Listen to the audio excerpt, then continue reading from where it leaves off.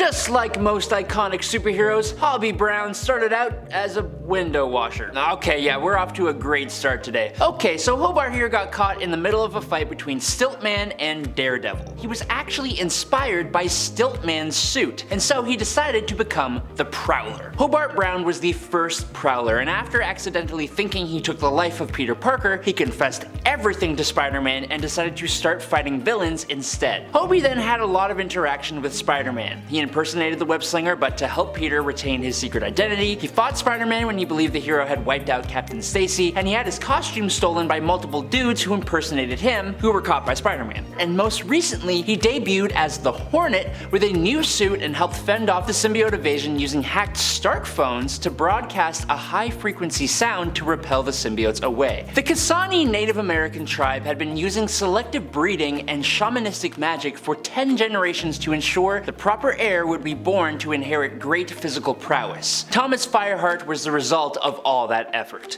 As the protector of his tribe, he gained the ability to undergo a transformation, turning him into a werecat. As Puma, he is an internationally known professional assassin and mercenary. But what really threw me for a loop was this next part. Thomas's tribe had an ancient prophecy that foretold of a powerful being, and that their hero, the Puma, would have the power to oppose this being. That being was the Beyonder. But funnily enough, when he reached a state of harmonious enlightenment with the universe, Thomas was imbued with immeasurable power. Unfortunately though, self-doubt, spurred on by Spider-Man, actually caused him to lose the fight with the Beyonder. Jericho Drumm, 1, has a really cool name, but 2, is the master practitioner of voodoo white magic according to the Book of Ashanti, and he has been stated as one of the most powerful mystic practitioners on the planet. Which is why it makes sense that he was the one to become the new Sorcerer Supreme for a while in Doctor Strange's place after the Eye of Agamotto deemed that Jericho possessed a pure heart and a clean soul. Dr. Voodoo's main magical ability allows him to interact with spirits for a number of different effects. He can summon skeletons, the spirits of the dead, and can manipulate zombies with his necromancy. He can manipulate biological forces like animals and trees, as well as heal others, and he has even removed Frank Castle's mouth one time, which honestly, I wish more people would do. Dr. Voodoo also has a degree of pyrokinesis. He can control a voodoo smoke/mist and can manipulate and control people's souls, and that is all on top of the normal mystical abilities he possesses through spells, and that was actually increased in potential when he was trained by Doctor Strange and became the Sorcerer Supreme for a little while. Omega the Unknown is one of the wildest superhero concepts I have ever heard of. So basically, back in 1975, Howard the Duck and Man-Thing creator Steve Gerber created mechanical beings who lived out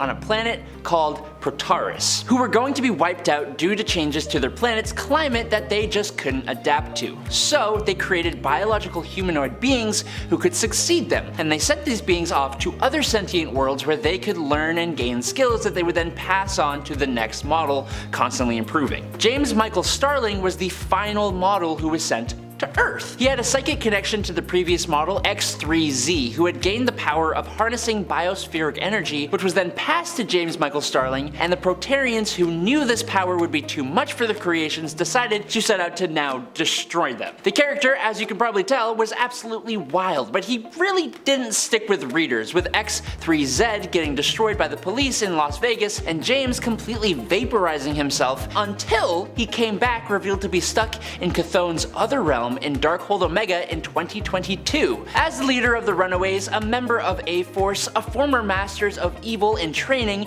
and the professor of creative spellcrafting at Strange Academy, Nico Manuro, aka Sister Grimm, is both weirdly unheard of by casual comic readers and really varied in her experiences. Her parents, along with the other Runaways' parents, were part of a mystical cult that performed sacrifices, and the Runaways formed in direct opposition to this. Nico herself has a magical aptitude, being able to cast flight, telekinesis, teleportation, and shielding spells all on her own with minimal training, but specifically she relies heavily upon a magical artifact called the Staff of One, or the Witchbreaker's Staff, but it has a pretty major limitation: the fact that it doesn't allow its wielder to cast the same spell twice. It will either just do nothing, or what is arguably worse, cast a completely random spell. I'm assuming that having to constantly work around this probably is what gave her the necessary experience to become Professor of Creative Spellcasting. Daemon Hellstrom was born when the demon Marduk Kyrios, who also goes by the name of Satan, decided to have a child with a human woman as a way of accessing even greater power. After learning of his heritage,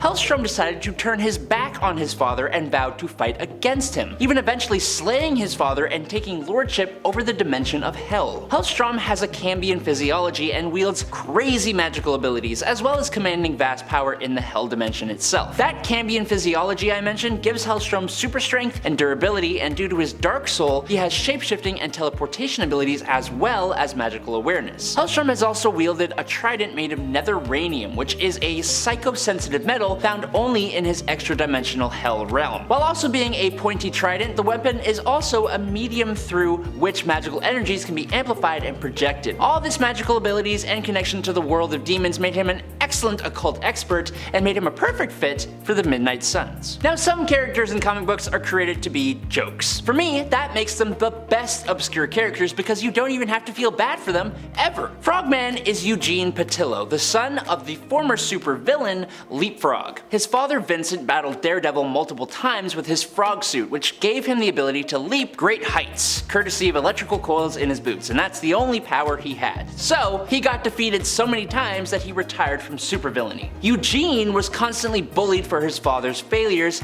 and eventually decided to take revenge on his bullies by wearing one of his father's old Leapfrog costumes, but Eugene decided to instead try and redeem his father's name by becoming the heroic Frogman. In the beginning, Frogman was more of an annoyance or distraction to other superheroes, but despite that, he has managed to defeat the likes of Speed Demon, White Rabbit, Walrus, Toad, Yellowclaw, and Flag Smasher, usually through sheer luck. Shroud is a pretty mysterious character in Marvel Comics who has come a long way from where he started. Orphaned at the age of 10 after witnessing the passing of his incredibly wealthy parents, Max Coleridge vowed to fight crime in any way he could, studying criminology and subjecting himself to a strict exercise regimen. He traveled through Asia and even studied for 7 years with a mysterious, sinister cult. Does any of this sound familiar? It's Batman. However, things took an interesting turn when the cult actually blinded Max and branded him with their mark. This granted Max a psychic perception that allowed him to see his environment within a radius of about 100 feet of him, even through solid walls. He went on to struggle really badly with his own sanity, and he gained Dark Force powers, upping his power levels, and more recently, he actually became the new Moon Knight, so hopefully that'll put him out of obscurity. Jason Strongbow was a man who tried to prevent developers from exploiting the environment that was sacred to his Navajo tribe. These developers just happened to be working in league with the villain Claw. When Jason and his brother Ward confronted Claw in the mines, the combination of radioactive rock and Claw's powerful sonics had the benefit of actually mutating Jason and his brother's genetic structure, giving Jason super strength, speed, and stamina, as well as incredibly strong senses, allowing him to see accurately at a distance of 800 feet. After gaining his powers, Jason took up the mantle of American Eagle, champion of the Navajo people. He and his brother then followed Claw to the Savage Land and defeated him with the help of Kazar and the Fantastic Four's The Thing. He opposed Tony Stark during the Civil War and fought against the Thunderbolts during Dark Reign, even paralyzing Bullseye, who was masquerading as Hawkeye at the time. And during the contest to decide who should gain the Phoenix Force, he actually defeated Luke Cage in combat before he was defeated by others. As iconic as a red, super intelligent dinosaur is, Devil Dinosaur is still actually pretty obscure when it comes to Marvel fans. Devil Dinosaur is a Tyrannosaurus Rex hailing from the alternate reality of Earth 78411, aka